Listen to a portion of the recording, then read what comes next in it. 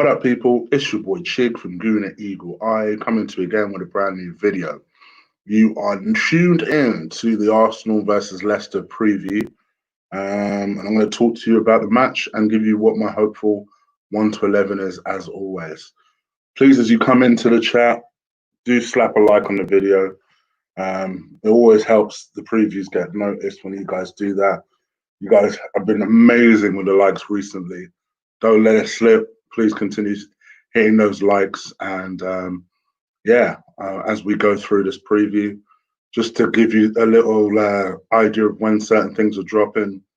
Chopping block should be out for the all members later on this evening, and then it'll be out again tomorrow evening, 24 hours later, for all subscribers. So chopping block should hopefully be interesting. I've gone for a compelling angle this time with this one, so hopefully you enjoy this one. Also, a big shout out once again to Ola, who joined me for yesterday's podcast. You guys were great yesterday, because I think there weren't all that many of you. It was maybe 150 people or so, but it was really nice and active, and you guys participated really well, and you seemed really involved. So thank you for that. I'm glad that you guys seem to enjoy that. If you hear that rattling in the background, apologies. It's a little warm in the room, so just decided to turn my very noisy power fan on. So hopefully that doesn't disturb you too much. All right, let's crack on and get on with it, shall we? Let's talk about Arsenal versus Leicester. Now, for me, we are approaching a week where we are talking about litmus tests. What I mean by litmus tests is because, as always, as a fan base, we tend to be very reactionary. We had a very, very good week last week, which, let's face it, for an Arsenal fan, is very, very rare. And off the back of that week, not only did we have a good week off the field, but on the field we had good results. And that kind of, between the Sheffield United result, which was a result where, quite honestly, at any other time of the season, you would have thought we would lose, to the Wolves test, which was certainly the result that I think impressed most people, and we managed to get a positive result out of that. I think all of a sudden now people are getting gassed. I think that we're going to go and get Champions League, which is just silly. For me, and I said this on the show with Ola yesterday, the target doesn't change if there is going to be a target, and I think that has to be Europa League football. Because yes, we need Champions League money, but quite frankly, it'll be even more of a disaster if we don't get Europa League money. And we need to be at least in that competition next year. You would suggest that Arsenal should be able to do it, but we've still got really difficult tests coming up. This week, no less, being perhaps one of the most difficult ever. And I do recognise that we play Liverpool next week, but let's face it, we are playing a Liverpool side that might not necessarily be on it. They've won the league. They've done what they needed to do. They're chilling. Whereas we still very much need to get results. And I think this week, for me, more than last week, is going to be the real test. We've got a very difficult Leicester side to beat tomorrow. Just shows these games are coming thick and fast. I thought this game was on Wednesday. And it was only when I was watching something else I thought, oh, shit. It's actually tomorrow evening. And then we've got Spurs away on Sunday. If you're an Arsenal fan, I don't even need to describe why that's difficult. I don't care if nothing's on the line. I don't need to describe why that is important. So I think from my perspective, and I want to shout out the new member that's come on board. I see you, my bro. Thank you. Oh, TD Shifts, you re-upped. Thank you, bro, brother. If you want to be like TD Shifts to become a new member, please do feel free to hit that join button. You get all my videos, all my pre-recorded videos earlier than anyone else, and lots and lots of other goodies. Thank you, Max. I'll holler at you in a minute. Okay, so yeah, basically, for me, this week is very, very important. We do tend to get good results at the Emirates against Leicester. I wouldn't. I'm not. But they're always very difficult games. They are always very, very difficult games. Always tight games as well. And I think this wouldn't be no different. We're facing a Leicester side that recently has won and won very well. They beat Crystal Palace at home 3-0. Prior to that, we kind of almost missed the time where they were playing pretty poorly. When I think, looking all the way back to last Tuesday, I think it was, they drew 0-0 to Brighton at home, which I'm sure they would have been very disappointed about. They lost to Chelsea 4 days later, which, I mean, Chelsea look awesome at the moment. So I don't know how much of a disappointment that realistically is. Having said that, I'm sure they would have fancied themselves to get at least a point against Chelsea. They didn't do that. They then lost to Everton away from home, which again would have really disappointed them. But they bounced back well. They bounced back well on Saturday and they won 3-0. And it's on to us now. From my perspective, I feel like we just need to make sure that everybody's switched on. We rotate where possible. And I think everyone needs to give 100%. With that in mind, I've tweaked little bits of the team here and there. But to be honest, I've not tweaked that much. And there's an argument to be said that maybe we should tweak a little bit more given the importance of the Spurs game. Having said that, we do have that extra day that could be crucial against Spurs to just rest up. And I've kind of taken that into account.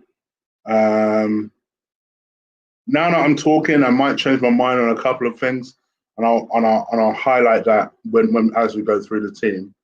But enough of me rabbiting. Let me show you my hopeful 1 to 11. Now, I'll find you, I'll share the screen and show you what that looks like. Okay. Go application, shall we? We've got 2 of these open.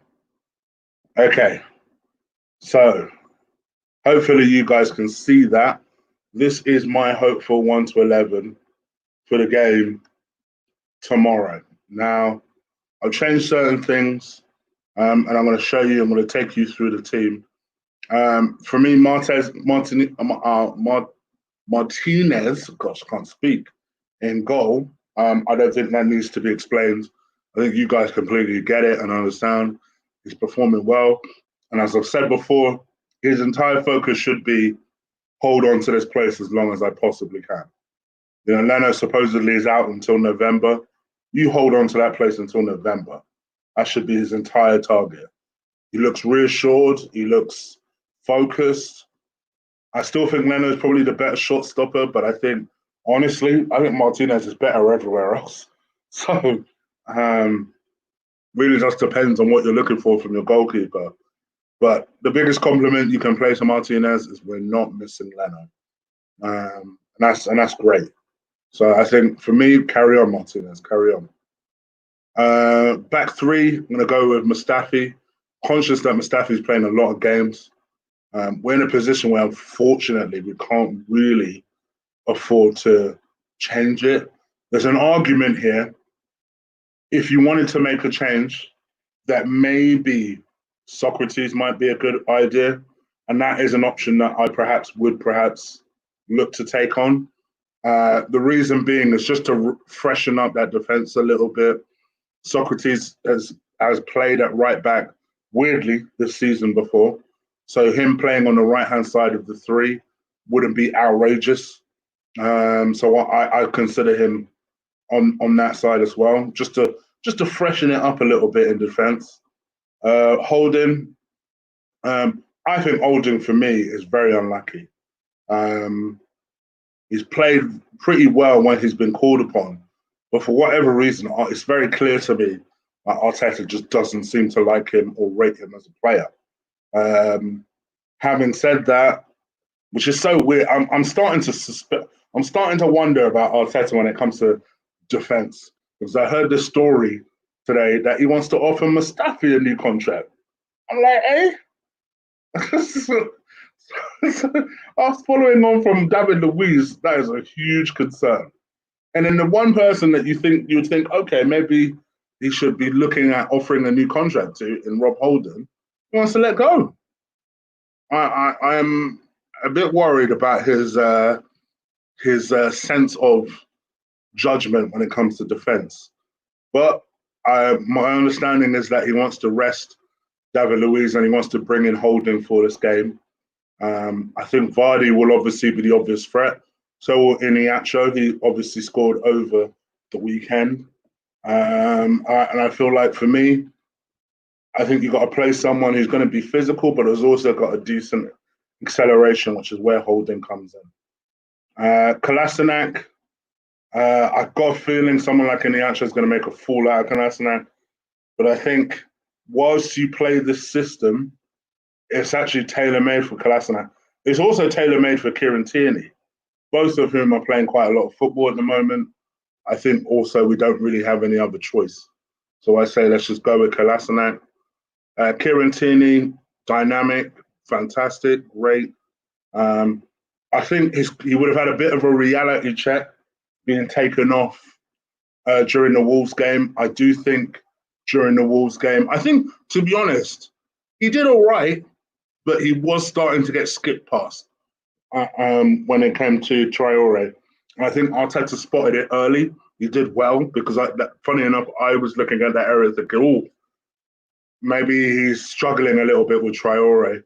And then so kind of took Kieran off before there was a real disaster.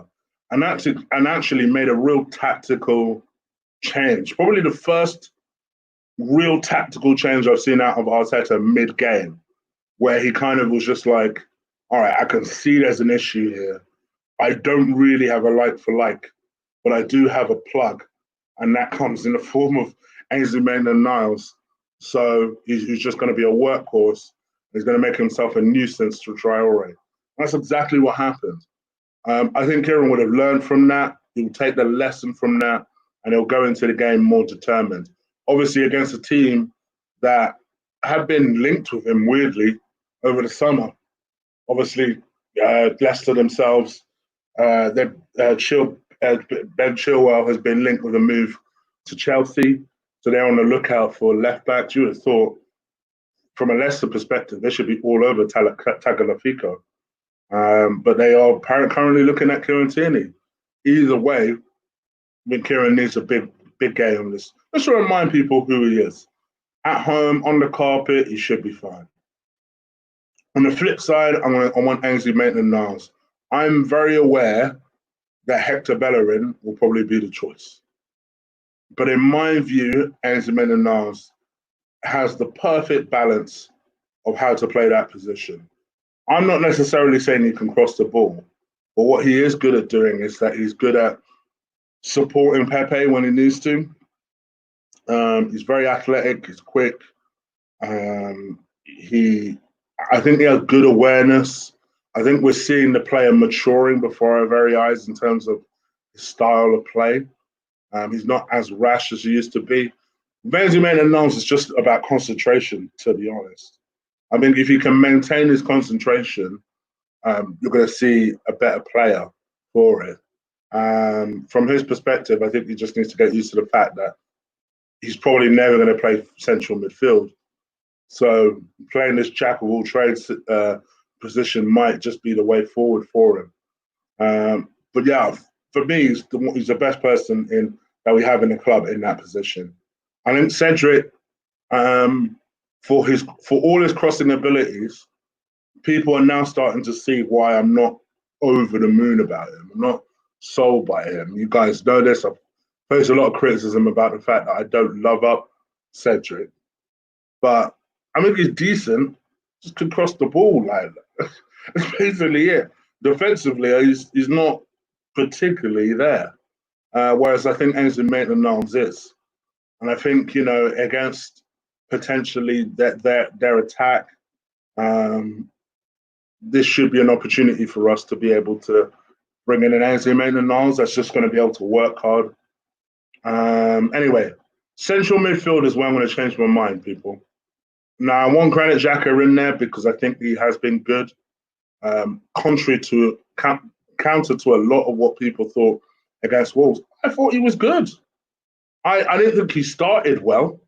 I definitely don't think he started well, but when he grew into the game, I thought he was good. And maybe I do accept that maybe I was probably influenced by his kind of influence on our second goal. But I felt like he did a lot more good than bad. I know a lot of people disagree with that, but I'll stick with that. I will partner him up.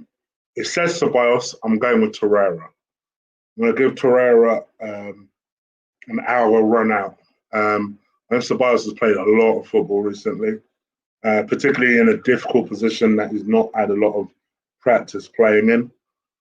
So I personally would put Torreira in there and just kind of mix it up a little bit. So that's my choice. So rather than Ceballos, like you see, Torreira is my choice. That's one that I've late changed my mind on. And then I'm going with Aubameyang, Lacazette, and Pepe. I think Aubameyang, if you notice, I've not played him as a winger as such. I've just played him as someone that's just hanging off the number 9 position, playing them closer to Lacazette. And I feel like, try and get the best out of those two as much as you can. And then play Nicola Pepe, who obviously is a little bit more of a natural winger, but again, playing him quite close to Lacazette and trying to feed balls into him and, try and make good use out of him. And to be fair to Lacazette, he took a good, well taken goal that he scored over the weekend. Again, I'm hearing rumours that he's also set to be offered a new contract, which again sounds nuts to me. It's like in my mind, I'm like, what? Why? Like, surely these people have to earn it. At least with Mustafi, you could arguably say he's earned it. Even though I would not keep Mustafi. I think you're asking for trouble keeping Mustafi.